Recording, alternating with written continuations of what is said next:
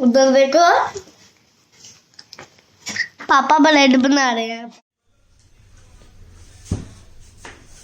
Aunty लावे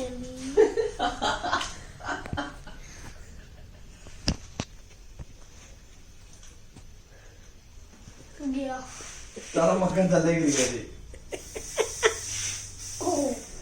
ओए कोई मक्खन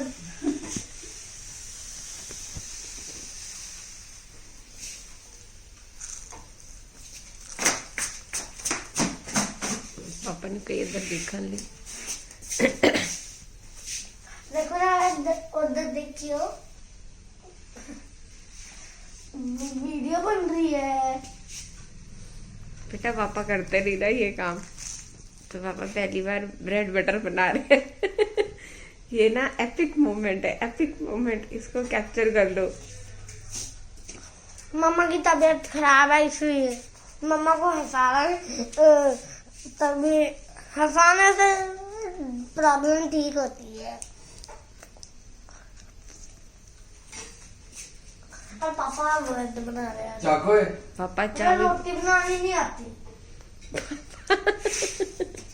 पापा चाय में मैं सिखा दूंगा, रोटी बनानी मुझे आती है पर मैं पहली बार हाँ तेन आप तो आती नहीं हैगी। आंधी है रोटी बनानी। आटा कितना ओए अपनी ब्रेड ਉਹਦੇ ਵਿੱਚ ਨਾ ਰੱਖੋ, ਉਧਰ ਲੈ ਕੇ ਜਾ दूसरी प्लेट 'ਚ। चप्पल कहाँ है मेरी? चप्पल का मैं बैग का और मैं बिना पैरों के चल रहा हूँ। ये चप्पल तवा लग गया। गरम गरम तवा। ऊपर लट जाए ना तवा लग गया मेरे। बस ब्रेड ते नहीं लोड़ी नूनू पलटन दे। पूरा एक तो पलट दो।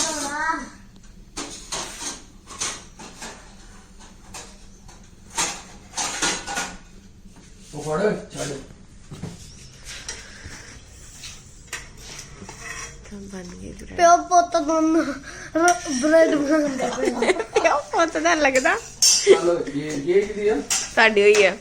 ओए की रखियो ਵਿੱਚ ਪਾੜਾ ਬਣੇ। हाँ मेरी है। हाँ पहले खा ले।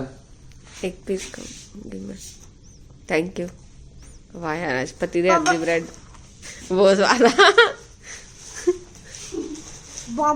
पापा ने बनी ब्रेड का बड़ी स्वाद है भाई। पापा ने हाथ में बनी ब्रेड।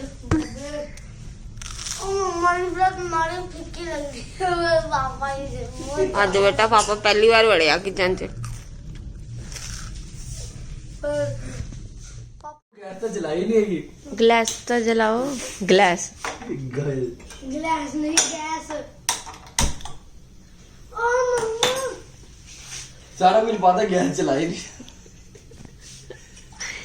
वो दूध पिला हुआ था मैं। अरे कोई ना, एक बार उन्हें बन नहीं जाना। चाय पत्ती का 1 चम्मच एक बार। पता नहीं क्या था। आ रहे 2 मिनट बस बस पा ਭਰਾਵਾ ਮੈਨੂੰ ਇਲਾਇਚੀ ਨਹੀਂ ਮਿਲਦੀ। ਇਲਾਇਚੀ ਸੌਂਫ ਕਾਫੀ ਵਾਲੇ ਡੱਬੇ ਚ कॉफी आए भाई। ਨਹੀਂ ਪਾਉਂਦੇ। ਇਹਨੂੰ ਕੀ ਹੋ ਗਿਆ? ਸ਼ਿਟ ਉਹ ਅਸੀਂ ਸ਼ੂਗਰ ਨਹੀਂ ਪਾਉਂਦੇ। ਬਚ ਗਿਆ। ਅੱਛਾ कॉफी आएगी यार बाबे। ਯਾਰ ਇਹ ਲੋਕਾਂ ਨੇ ਕੀ ਕਰੀ ਜਾਂਦੇ ਆ। नहीं पता कॉफी इधर ओ किधर है? ਉਹ ਇਲਾਇਚੀ ਪਈ ਤੇ ਹੋਈ ਹੈ ਵਿੱਚ। वो है सोवा। ਓਏ ਸੌਂਫ ਵੀ ਪਾਣੀ ਆ।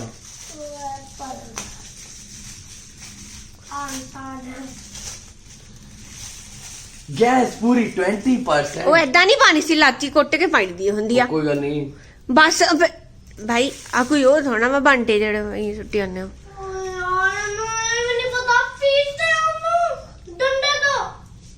ਤੂੰ ਬਣਾ ਲੈਂਦਾ ਫਿਰ।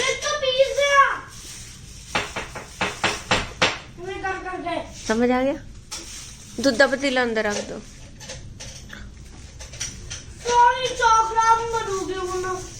नहीं ना सीरियस ले, तू चुप कर जा।